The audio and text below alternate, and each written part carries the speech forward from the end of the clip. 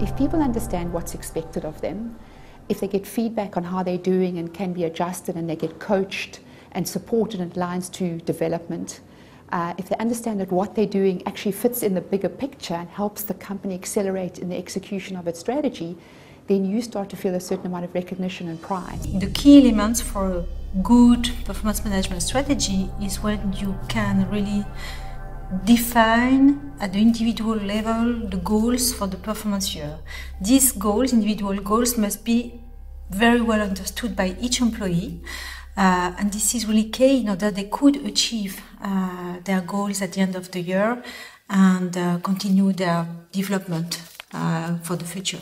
You need to understand what role you want performance management to play in your organization. In our organization, in Dimension Data, for us it's about when we've done the planning piece, when we've got the business strategy, we then say, well, how are we going to execute that? And we execute it and align it through our performance management process. What does the business need today, but also what does it need in the future? And from there you define the competencies that you need, the type of attitudes, etc. And that's what you develop through performance management at that moment. Employees need to understand what a company expects of them.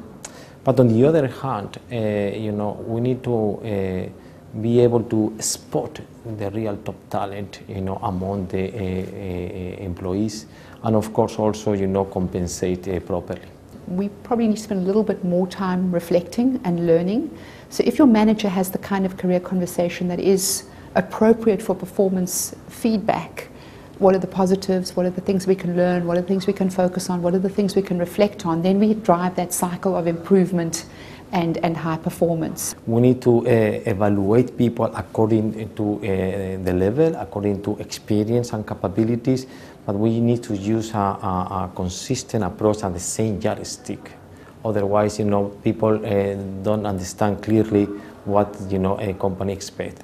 We don't only measure business metrics and KPIs, we also measure people's behaviors in our performance management process aligned to our values.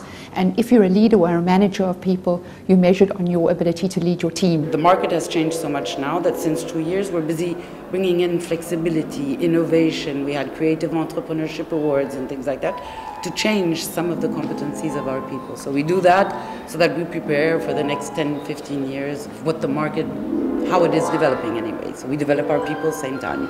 I think that we can say that we have a good performance management process when we can offer really career inside the company and regular development. And this is really what is driven by the performance management process for me.